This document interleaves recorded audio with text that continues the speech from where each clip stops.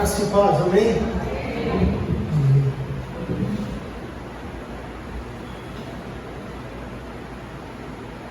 Nós cantamos sobre bondade.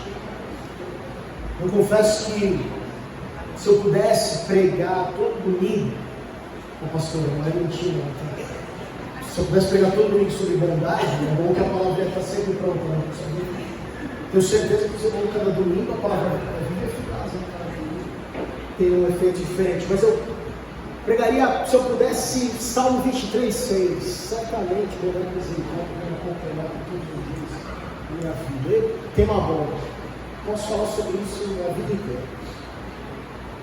Nós cantamos sobre bondade, mas nós também cantamos sobre gratidão. E uma vez eu aprendi, uma vez eu aprendi num congresso, que eu participei de louvor e adoração,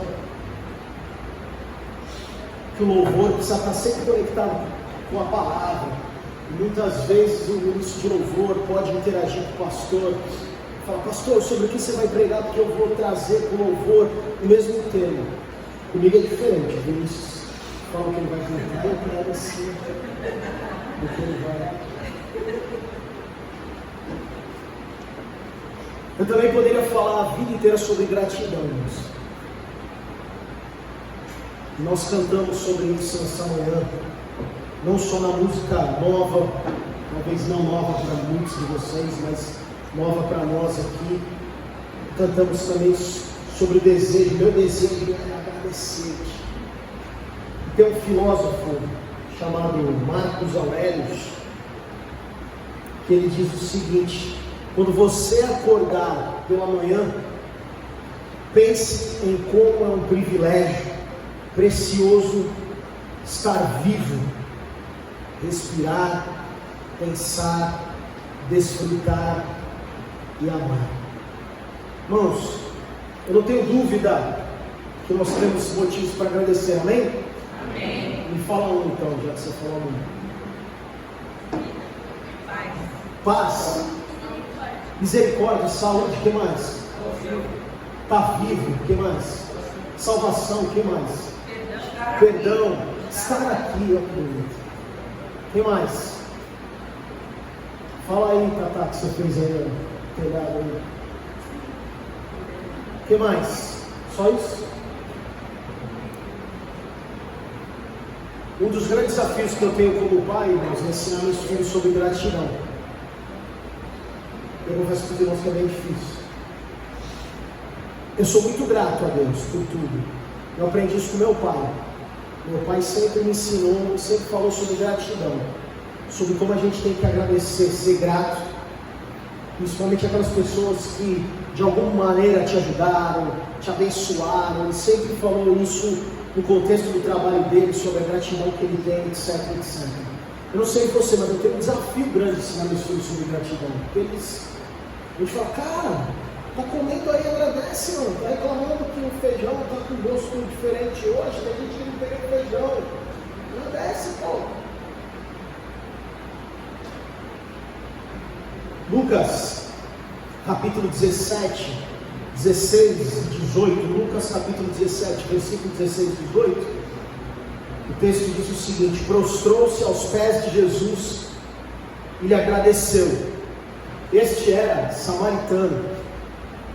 Jesus perguntou: não foram purificados todos os 10? Onde estão os outros 9?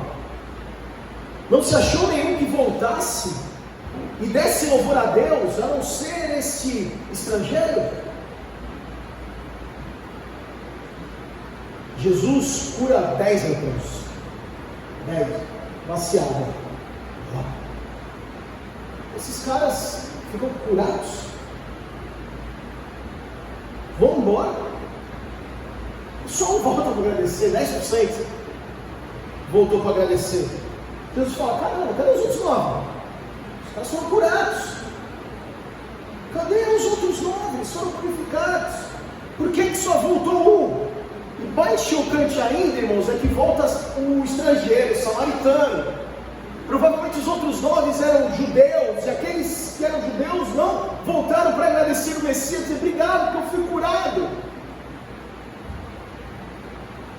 Irmãos, nós temos milhares de motivos para agradecer, por mais que você esteja com dor, por mais que você esteja com contas para pagar amanhã, por mais que uma situação muito complicada pareça que esteja na sua vida, nós temos motivos para agradecer. Eu vou provar isso para você. Se você não tem, eu acho que você tem, como eu tenho. Colossenses capítulo 1, versículo 13 diz o seguinte: pois Ele nos resgatou do domínio das trevas e nos transportou para o reino do seu Filho amado. Após o sacrifício de Cristo, ninguém, irmãos, ninguém, eu e você, não precisamos continuar na dimensão espiritual da escuridão. Nós fomos livres, luz, livres do lamaçal, livres do pecado, livres do inferno. Todo aquele que crê em Cristo Jesus é tirado dessa dimensão espiritual da escuridão e transportado para o reino de Cristo, que é o reino de luz. Pelo que a gente pode agradecer, a gente agradece porque a gente foi tirado do inferno. Se você não fosse tirado do inferno, onde você estaria? No inferno, na escuridão, no pecado. Nós podemos agradecer porque nós fomos tirados dessa dominação das trevas. E hoje podemos ter liberdade para louvar, para cantar e para agradecer, porque estamos no reino de luz. Efésios, capítulo 2, versículo 8, diz o seguinte: pois vocês são salvos pela graça, por meio da fé. Isto não vem de vocês, é dom de Deus. Pelo que nós podemos agradecer, Vinícius falou aqui, salvação. Nós podemos agradecer porque somos salvos, e isso, irmãos, é de graça. E a salvação não é maior que a sua, porque eu prego.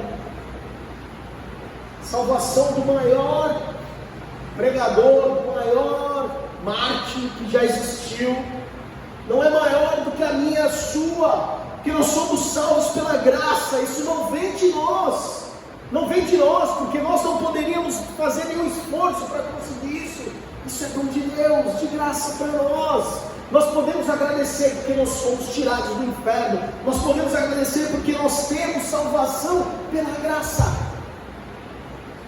A salvação não foi oferecida para nós, não foi apresentada para nós para que nós pudéssemos ter um compromisso ou termos que pagar algo em troca. Você quer salvação, então você precisa vir aqui na igreja todo domingo, você precisa dar o dízimo, você precisa subir as escadas da igreja ajoelhado, você precisa ler o Salmo 91 todos os dias, você precisa deixar o sal grosso lá atrás da porta, você precisa beber uma água especial. Não, irmãos, nada. Salvos pela graça, porque Ele nos amou. Salvos de graça, não custa nada, não custou nada, na verdade custou muito. O sacrifício do Filho unigênito do Pai. Gálatas 4:7 diz o seguinte: assim, você já não é mais escravo, mas filho, e por ser filho, Deus também o tornou herdeiro. Irmãos, tirados do inferno, salvos pela graça, filhos de Deus, filhos do Criador do universo, filhos daquele que controla todas as coisas. 1 Coríntios 6,19 diz o seguinte: ou não sabeis que o vosso corpo é o templo do Espírito Santo que habita em vós, proveniente de Deus, e que não sois de vós mesmos? Irmãos, nós somos tirados do inferno, nós recebemos salvação pela graça, nós fomos comprados, isso fez com que nós fossemos filhos, e ainda assim, para que a gente pudesse não se sentir sozinho, para que a gente não pudesse ficar perdido nesse mundo louco, o Pai apresenta a gente para o Filho, e o Filho nos leva ao Pai, para que nós fossemos então adotados por esse Pai, e por conta disso o Espírito Santo vem habitar, vem morar em nós. O Espírito de Deus habita em nós, conselheiro, consolador, e significa que nós não estamos só. tirados do inferno, salvos pela graça, filhos de Deus, Consolador habitando em nós. 1 Pedro 3,12. Porque os olhos do Senhor estão sobre os justos, e os seus ouvidos estão atentos, ouvidos atentos à sua oração. Ele já nos deu salvação, Ele já nos tirou do inferno, Ele já nos tornou filho, Ele já deixou o Espírito Santo para poder caminhar com a gente. Ainda assim Ele ouve a nossa oração, e ainda assim Ele tem ouvidos atentos para ouvir o meu e o teu pedido, para ouvir o meu e o teu clamor. Tiago, capítulo 1, versículo 17, diz o seguinte: Deus é a fonte de toda boa dádiva e todo dom perfeito vem do alto, descendo do Pai das luzes, que não muda, como sombras inconstantes. Toda boa dádiva e todo dom perfeito vem do alto, vem do Pai das luzes para nós. Irmãos, nós estamos também na luz, porque nós somos tirados do inferno, porque nós recebemos salvação pela graça, porque nós somos filhos de Deus, porque nós temos o Espírito, porque nós temos as nossas orações ouvidas pelo Deus Criador de todas as coisas, e temos a certeza de que Ele é a fonte de todas as coisas boas que recebemos ou vamos receber. Podemos ir embora, irmãos, felizes e gratos.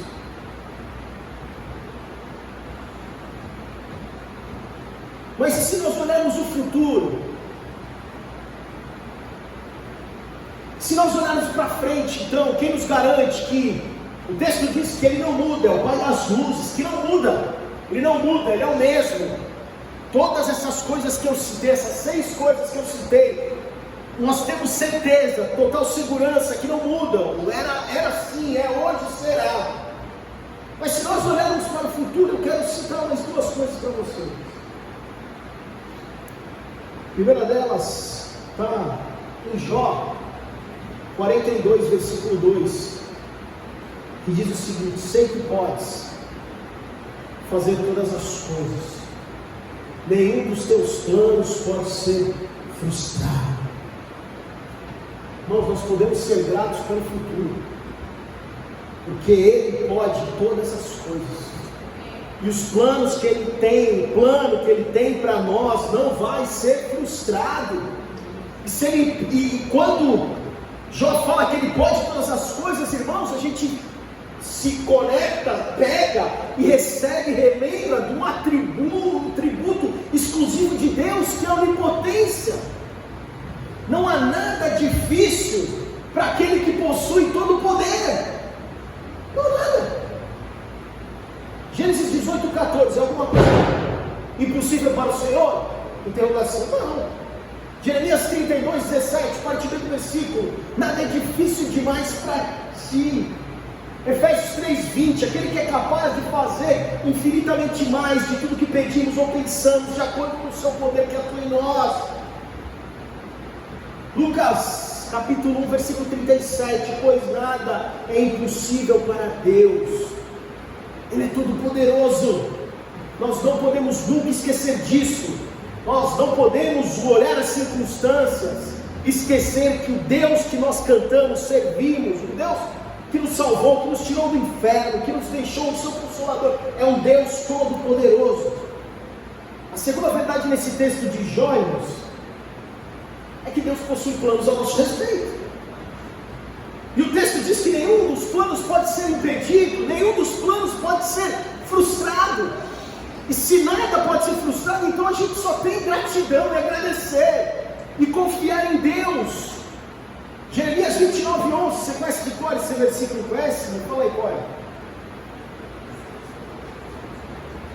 Porque eu sei os planos que eu tenho para vocês, planos de fazê-los prosperar e não de causar dano, planos de lhes dar esperança no futuro. Os planos que Deus tem ao nosso respeito para o futuro são sempre, irmãos, perfeitos. A gente não entende, irmãos. Eu não entendo. Não consigo explicar para você. Você me perguntar, o que é que eu estou passando por isso? Talvez a gente encontre uma postura errada, um pecado, uma situação, mas muitas vezes a gente vai falar, não sei. Leandro, eu oro, eu busco e não sei. Nós não podemos entender, mas o que nós podemos fazer, irmãos, é confiar. O que nós podemos fazer é crer. E nós podemos fazer é agradecer, irmãos. É agradecer. E aí, irmãos, com todos esses benefícios que eu já te falei, para o hoje, para o passado, para o futuro, por todos aqueles que você já falou e aqueles que você não falou, que ardeu seu coração quando eu falei, o que você pode dizer, o que você pode agradecer, pelo que você pode agradecer hoje?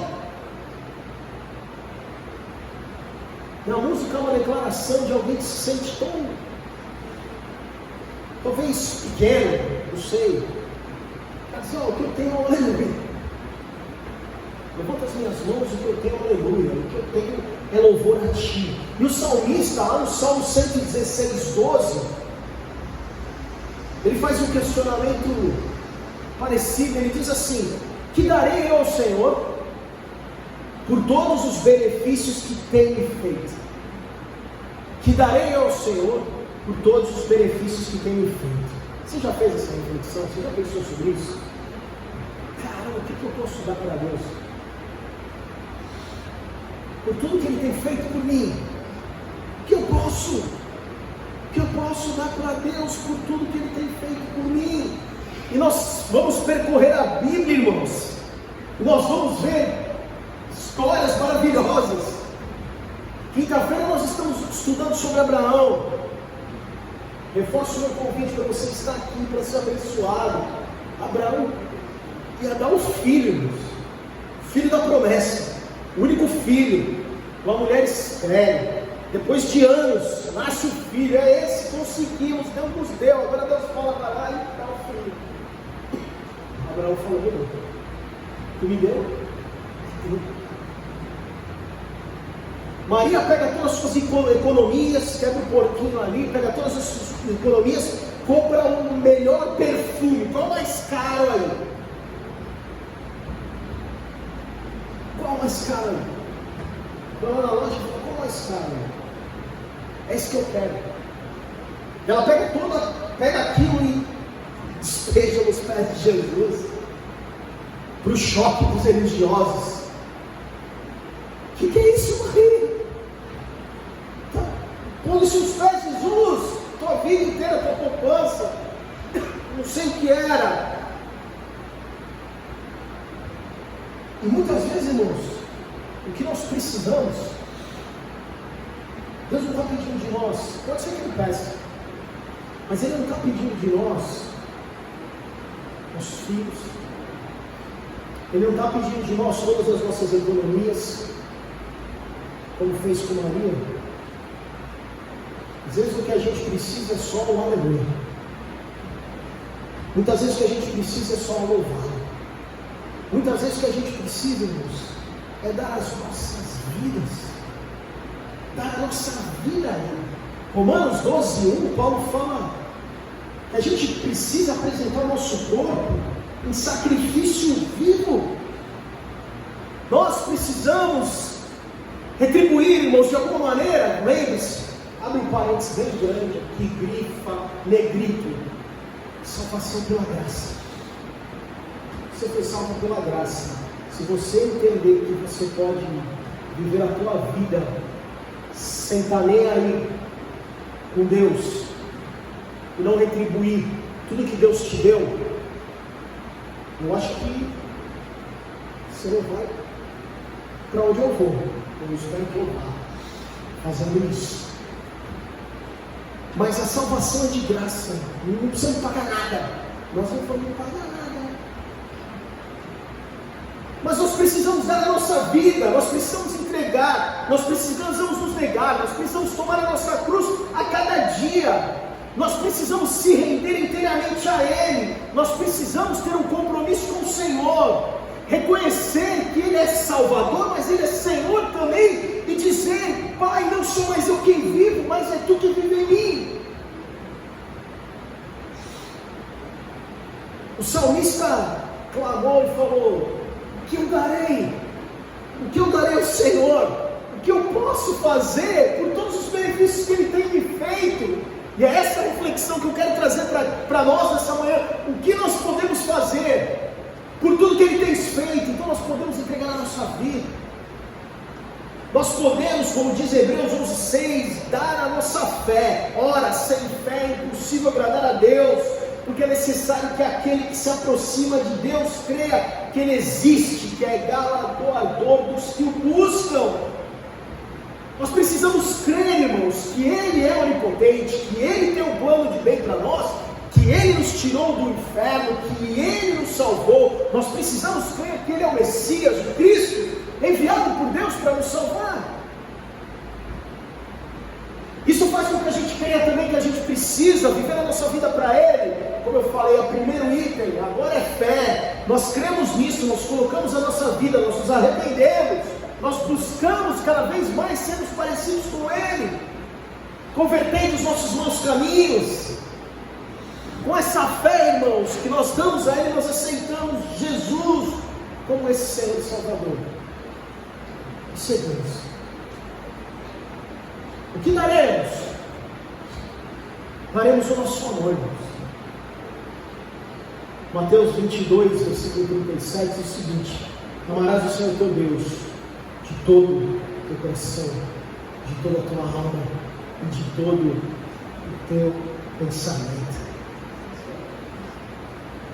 Amar a Deus, irmãos, em primeiro lugar é honrá-lo, é reverenciá-lo, é reconhecê-lo como o único Deus Criador, reconhecê-lo como o único Deus que sustenta todas as coisas, reconhecendo que só nele nós nos movemos, só nele nós podemos viver, só nele nós podemos existir.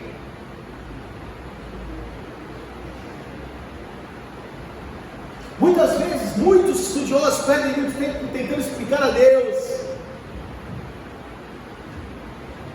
mas eu tenho certeza que Ele busca pessoas que o amem mais, que possam servir mais, que possam entregar para Ele, que possam dar para Ele, irmãos, obediência.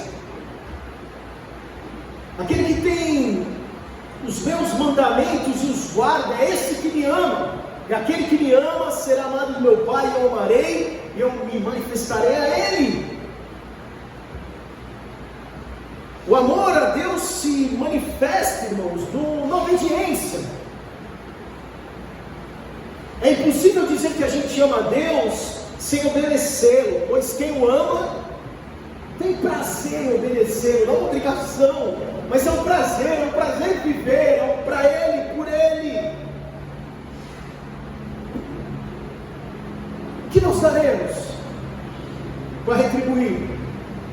E aí nós daremos um aleluia, nós daremos louvor, nós daremos a nossa adoração. Isaías 43:7, a todos que são chamados pelo meu nome, eu os criei para a minha glória.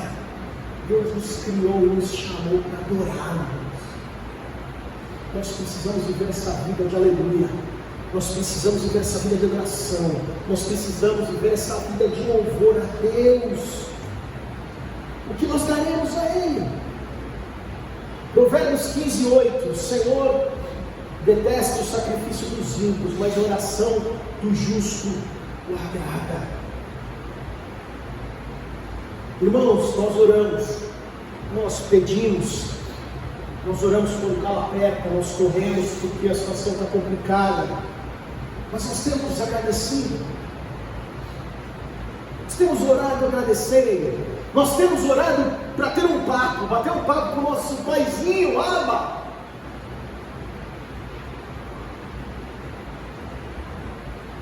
Ele quer ter um relacionamento, Ele quer ser amado, Ele quer que a gente entregue a nossa vida para Ele, por Ele.